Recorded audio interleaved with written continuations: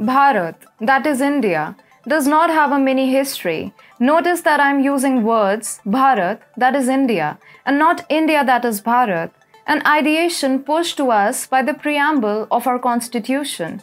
That is because through more than 99% of our history, words such as Hindustan, India, did not exist at all.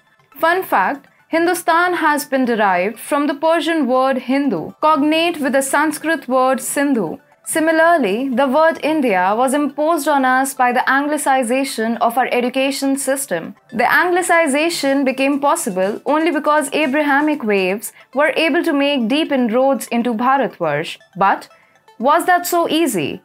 Evidence of that is very little, since Indian history is full with Veer Gathas of Ikshvaku, Yadav, Mauryan, Gupta, and uncountable others. This begs a further question. Is it possible that we should credit our enemies for ruling us? Again, the answer is no, since most of them were not even organized ones in the first place. Islamic invaders were suffering because of more infighting than their common enemies, while Europeans came as sea traders. So, what could it be? The third and only viable answer is that we let it slip due to our own mistakes. Hi and welcome to TFIPost. I'm your host Vedika. If you're watching us on YouTube, please subscribe and press the bell icon to get all the latest updates. If you're watching us on Facebook, do like, share and subscribe to the page. Let's begin with the video report. The journey of civilization is filled with self-contradicting stories and sometimes myths.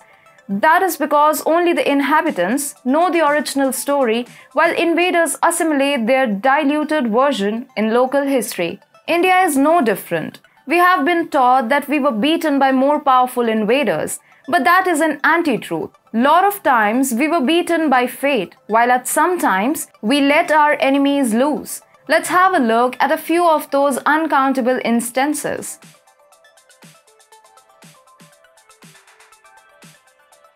By 150 BC, it was becoming clear that the Mauryan Empire was in decline. It had started to resemble the chaotic Nand dynasty, which Chandragupta Maurya overthrew to establish the Mauryan Empire. The last ruler of Chandragupta's dynasty was Brihadrat. He was a weak, feeble, indecisive ruler. To put it simply, Joe Biden is the modern-day version of Brihadrat. Naturally, the commander-in-chief of his army, Pushyamitra Shung, did not like it. He confirmed reports that Bodh mutts were being used to shelter Greek invaders. Pushyamitra went to seek permission from his king for raiding these places. The Mauryan Empire, having a rich history of connection with Buddhism, would not like it, and so Brihadrat did not pass the orders. But Pushyamitra was determined and raided those premises anyway. He captured and killed those Greek soldiers and presented Bodh bhikshuks to his king Brihadrat. But Brihadrat focused more on his hurt ego rather than the territorial integrity of Bharat. He developed a grudge inside him for Pushyamitra. Later, during a parade, both the king and military general got engaged in a verbal scuffle. Within no time, Brihadrat attacked Pushyamitra. In the ensuing fight, Brihadrat had to lose his life and Mauryan Empire was replaced by Shung Empire, led by Pushyamitra Shung. During his rule, he shut down the idea of positive discrimination towards Buddhists due to their religion. Pushyamitra respected Buddhist art and renovated lots of stupas and monuments. However, at the same time, he was quick enough to punish those Buddhists inimical to the interest of Bharat.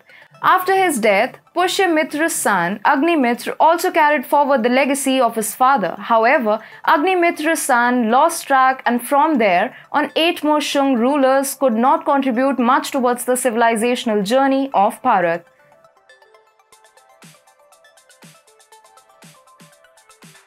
While the Shung dynasty got punished a bit late for their failures, Samrat Prithviraj Chauhan got instant punishment for his overly gracious nature of statecraft. When Samrat Prithviraj Chauhan was in charge of Delhi, Muhammad Ghori was looking for alternate route to capture modern-day India. He had already suffered defeat at the hands of Neki Devi of Chalukya dynasty in Gujarat and found Delhi to be a perfect alternative entry point. Though the number of encounters between Samrat Prithviraj and Muhammad Ghori varies, the second last encounter turned out to be a decisive point. In 1191, Samrat Prithvi Raj led a coalition of several Rajput kings and defeated Muhammad Ghori near Tarori.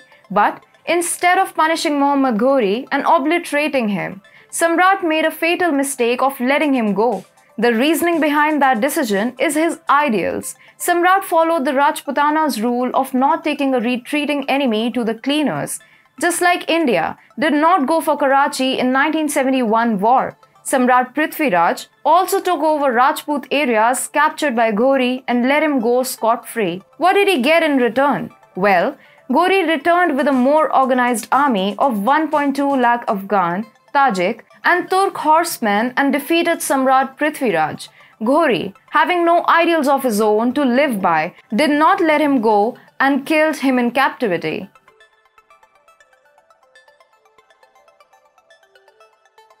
Though both Samrat Prithviraj and Hemu Vikramaditya were similar in their valor and henceforth stature, their ends were diametrically opposite. Initially, Hemu was a general and Wazir of Adil Shah Suri of Sur Empire. At that time, Surs, who were Afghans, were fighting with Mughals for power in North India. The man had 22 victorious battles to his credit.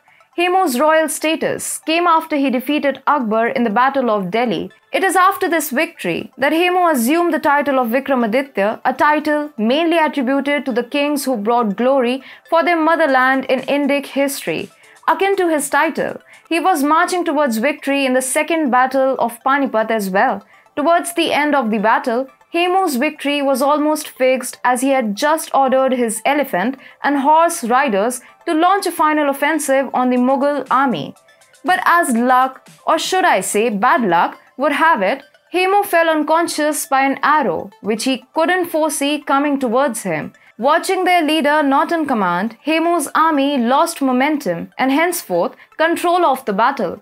Hemu was later beheaded on Akbar's order, who went to take the title of Ghazi after that.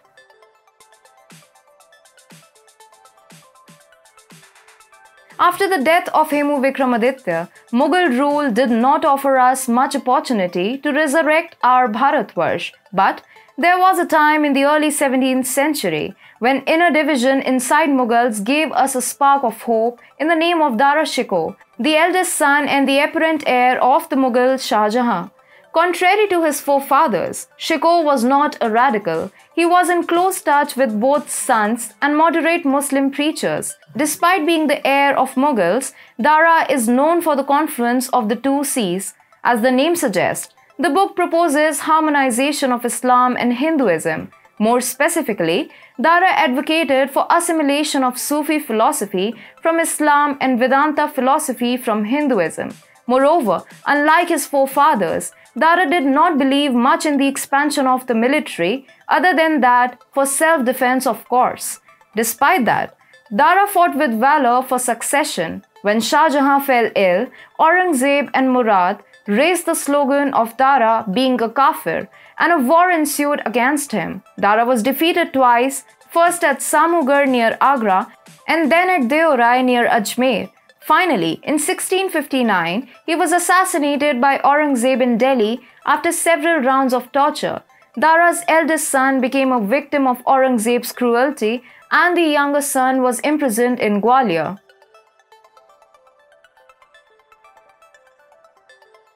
For more than 300 years, there was literally no effort to revive the glory of Bharatvarsh.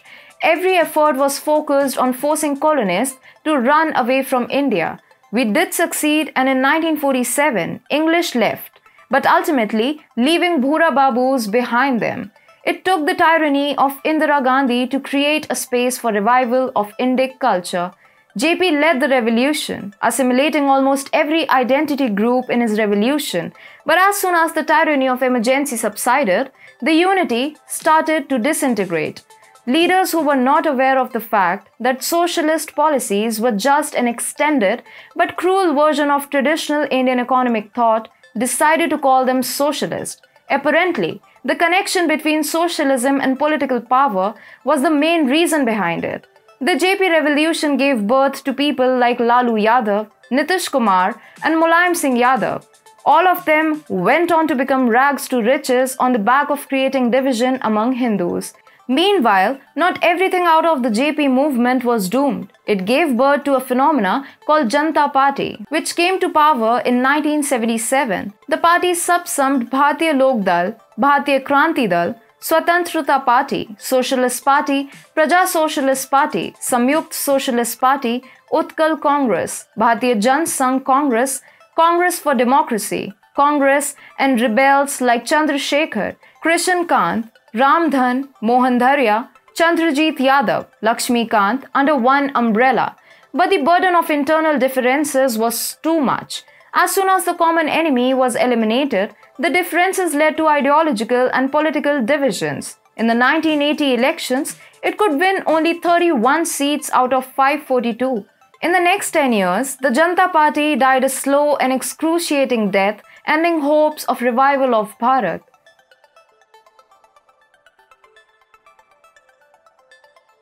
But the demise of the Janata Party was not the ultimate end. For all its fault lines, it had paved the way for the unification of Indians, and then came PM Vajpayee.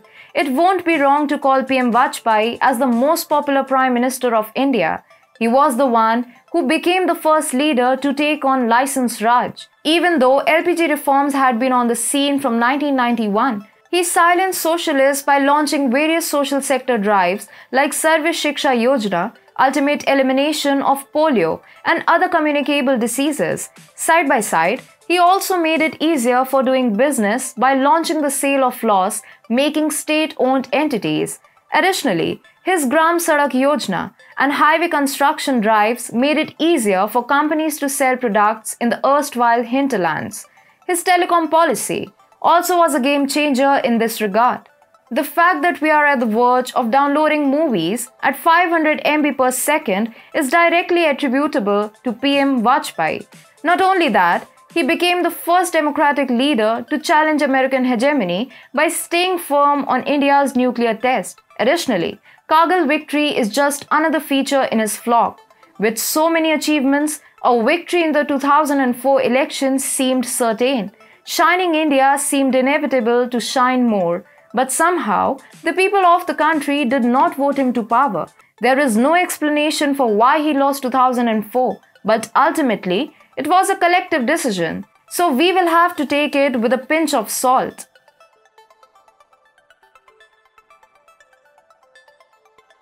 However, Atalji's legacies and life became inspiration for another leader named Narendra Modi.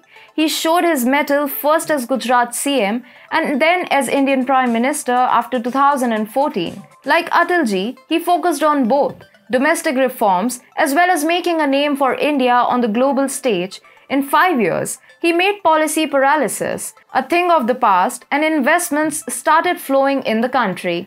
On a political level, he integrated every identity group of the country into one single fold. Moreover, India's dominance during the PM Modi era did not shy away from chiding even the United Nations in the UNGA Assembly. Resultantly, 2019 general elections provided us with one more option to get the glory of Bharatvash on track. This time, the Indian public did not disappoint, and in return, the PM Modi administration also did the same. Currently, we are the only country in the good books of countries sitting on either side of the aisle of possible Third World War. India's voice matters, and we are currently kingmakers on the global stage. All this has been possible because domestically, we have refused to take moral lessons from Western educated liberals. We are sorting our differences in our own way. We have young population, and if this moment is not capitalized, it will take centuries for another such moment to arrive.